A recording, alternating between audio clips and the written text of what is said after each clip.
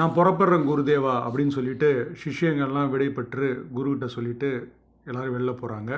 குரு அவர்கிட்ட சொல்கிறாரு, ஜாக்கிரதையாக போங்க அப்படின்றாரு. ஒரு மாணவனை மட்டும் நிறுத்தி வச்சிடுறாரு. மிச்சம் எல்லா மாணவர்களும் வந்து ஆசிரமத்திலிருந்து நகரத்துக்கு போகிறாங்க. அந்த போகிற பாதை அப்படின்றது பசுமையாக, ஒரு நல்ல பாதையாக, திறந்த வழி பாதையாக, ஒரு சேஃபான பாதையாக இருந்துச்சு.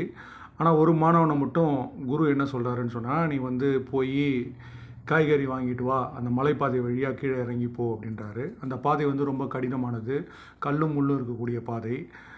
ஆனால் வந்து என்ன குரு வந்து டெய்லி நம்மளை மட்டும் இந்த மாதிரி பாதையில் அனுப்புகிறாரு, மிச்சவங்களை மட்டும் நல்ல பாதையில் அனுப்புகிறாரு அப்படின்னு அவனுக்கு ஒரு தயக்கம் இருந்துக்கிட்டே இருந்தது. ஆனால் அதை பற்றி அவன் எதுவுமே கேட்டுக்கல. ஆனால் வந்து புத்த மத துறவிகளுக்கு வந்து சேவை செய்கிறத அவன் வந்து கடவுளுக்கு செய்யக்கூடிய சேவையாக தான் நினச்சி அவர் கோயிலை சுத்தப்படுத்துறதுலேருந்து அவர் சொல்லக்கூடிய குரு சொல்லக்கூடிய எல்லாரையும் வேலையும் அவர் செஞ்சுட்டு தான் இருக்கார். அப்போ வந்து ஒரு நாள் என்ன பண்ணுறாரு, இன்னும் ஒரு கடுமையான வேலையை சொல்கிறாரு. நீ என்ன பண்ணு, கீழே இந்த பாதை வழியாக போய் அரிசி வாங்கிட்டு வந்துரு அப்படின்றாரு. அந்த அரிசி மூட்டையை தனியாக தூக்கிட்டு வரணும். ஏற்கனவே அந்த பாதையெல்லாம் கல்லும் முள்ளும் இருக்குது, கரடு முரடாக இருக்குது, இது மலை பாதை, இதில் வந்து நான் அரிசி வேறு தூக்கிட்டு வரணுமா அப்படின்னு நினச்சிட்டு குரு சொன்னதுக்கு மறுபேச்சு கேட்காம அவர் நேராக போகிறாரு. கரடு முரடான பாதை வழியாக போய் அரிசியை வாங்கிட்டு மேலே வராரு. அந்த உணவுப் பொருட்களை வாங்கக்கூடிய அடுத்தவங்களுக்கு சொல்லக்கூடிய வேலை அப்படின்றது பார்த்திங்கன்னா குரு சிரமமில்லாத வேலையை சொல்கிறாரு. ஆனால் அந்த யுவாங் சுவாங் அப்படின்றவருக்கு மட்டும் வந்து ரொம்ப கஷ்டமான வேலையாக சொல்கிறாரு. அப்புறம் சில நாட்களில் அவருக்கு அந்த கரடு முரடான பாதை அப்படின்றது பழகிடுச்சு. பல அரிசி மூட்டைகளை தூக்கிட்டு வந்துடுறாரு. அது விழாமல் ஜாக்கிரதையாக எப்படி நடக்கணும் அப்படின்னு தெரிஞ்சிடுது. ஒரு நாள் வந்து சீக்கிரமாகவே ஆசிரமத்துக்கு வந்துடுறாரு. அவருக்கு வந்து குரு ஏன் நமக்கு மட்டும் இந்த மாதிரி கஷ்டமான வேலைகளே கொடுக்குறாரு அப்படின்ற பாகுபாடு காட்டுறாரு அப்படின்ற கேள்வி இன்றைக்கி கேட்டுடணும்னு தோணுது. சரி, அவர் நல்ல மூடில் இருக்கப்போ கேட்டுடலான்னு சொல்லிட்டு, எல்லாருக்கும் வந்து ஈஸியான பாதையை கொடுக்குறீங்க, எனக்கு மட்டும் ஏன் இந்த மாதிரி கஷ்டமான பாதையை கொடுக்குறீங்க? எல்லாரும் போகிற பாதை அப்படின்றது ரொம்ப ஈஸியாக இருக்குது, எனக்கு மட்டும் வாழ்க்கை இவ்வளோ கஷ்டமாக இருக்கே, அதில் வந்து அரிசி மூட்டையை வேறு தூக்கிட்டு வர வேண்டியது இருக்கே அப்படின்றாரு.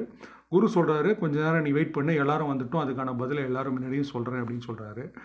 குரு வந்துவிட்டு கேட்குறாரு, மிச்ச மாணவர்கள்லாம் வந்த அப்புறம் கேட்குறாரு, இங்கேருந்து அந்த மலைப்பாதையை கடந்து நீங்கள் அந்த நகரத்துக்கு போய் அதெல்லாம் வாங்கிட்டு வரணும், அந்த உணவுப் பொருட்கள்லாம் வாங்கிட்டு வரணும், உங்களுக்கு எவ்வளோ நேரம் ஆகும் அப்படின்னு கேட்குறாரு. எல்லோரும் சொல்கிறாங்க, நாங்கள் ஹாயாக என்ஜாய் பண்ணிவிட்டு போயிட்டு வர்றதுக்கு 6 மணி நேரம் ஆகிடுது அப்படின்னு கேட்குறாரு. இப்போ யுவான் சுவாங்கிட்ட கேட்குறாரு, யுவான் சுவாங், இந்த இடத்துக்கு வந்து நீ போயிட்டு வர்றதுக்கு உனக்கு எவ்வளோ நேரம் ஆகுது அப்படின்னு கேட்குறாரு. நான் 2 மணி நேரத்தில் போயிடுவேன் குருதேவா அப்படின்னு சொல்கிறாரு. அப்போ தான் வந்து யுவான் சுவாங்க்கு ஒரு விஷயம் புரியுது. நம்ம வந்து இந்த கஷ்டமான பாதையை தேர்ந்தெடுத்து போனப்பையும் வந்து சோர்ந்து உட்காரவில்லை. குரு வந்து கஷ்டமான விஷயத்தை நமக்கு கொடுத்துருது அப்படின்றது வாழ்க்கையின் கஷ்டமான தருணங்களை நம்ம சமாளிக்கணும் அப்படின்றது தான். அந்த காலத்தில் பார்த்திங்கன்னா புத்த மத தத்துவங்கள் வந்து சைனாவில் வந்து ரொம்ப ஃபேமஸாக இல்லை. அது அவருக்கு ரொம்ப பிடிச்சிருந்தது. அந்த தத்துவங்களை வந்து சீனா ஃபுல்லாக கொண்டு போகணும், அதுக்காக ஒரு உலக பயணம் போகணும்னு சொல்லிட்டு பல பாலைவனங்கள், காடுகள், நிலங்கள், மலைகள், பள்ளத்தாக்குகள்னு சொல்லி பல ஆபத்துகளை கடந்து அவர் உலக பயணம் மேற்கொண்டு அந்த புத்த மத தத்துவங்களை கற்றுக்கிட்டு சீனா ஃபுல்லாக அவர் பரப்பினார். இந்த பயணங்கள் அனைத்திலும் யுவான் சுங்க்கு துணையாக நின்னது சின்ன வயசில் அவர் குரு கொடுத்த தத்துவம் தான். அந்த தத்துவம் என்ன அப்படின்னா, பாதையை பற்றி நினைக்காத, உன்னுடைய இலக்கியதோ என்பதில் அதில் பயணப்படு, அதை நோக்கி தொடர்ந்து நடந்து கொண்டே இரு, நீ நிச்சயம் வெற்றி அடைவாய். இதுதான் அவருக்கு சொல்லிக் கொடுத்த தத்துவம். இந்த தத்துவம் அப்படின்றது அவருக்கு மட்டும் இல்லை, நம்ம எல்லாருக்குமே வாழ்க்கையில் கஷ்டம் பிரச்சனை அப்படின்னு சொல்லிட்டு நம்ம வந்து கரடு முரடான பாதையில் போடுறோம், நமக்கு மட்டும்தான் கஷ்டம், அடுத்தவங்கெல்லாம் ஈஸியாக ஜெயிக்கிறாங்க அப்படின்னு நினைக்கிறோம். பட் இந்த கஷ்டங்கள் எல்லாம் பார்த்திங்கன்னா யுவான் சுங் எப்படி 6 மணி நேரத்தில் அவங்க கடந்த பாதையை 2 மணி நேரத்தில் கடந்தாரோ, அதனால் நம்ம நினைக்க வேண்டிய விஷயத்தை வேகமாக அடையிறதுக்கு கடவுள் கொடுத்த ஒரு வாய்ப்பு அப்படின்னு நினச்சி வச்சிங்களா. உங்களை யாரும் ஜெயிக்கிறதுக்கு இல்லை, உங்களுடன் சேர்ந்து நானும் பயணம் செய்கிறேன். என் பேர் விஜயகுமார். இந்த வீடியோவை லைக் பண்ணிங்கன்னா லைக் பண்ணி சப்ஸ்கிரைப் பண்ணுங்கள், ஷேர் பண்ணுங்கள், உங்களோட கமெண்ட்ஸ் பண்ணுங்கள். நன்றி, வணக்கம்.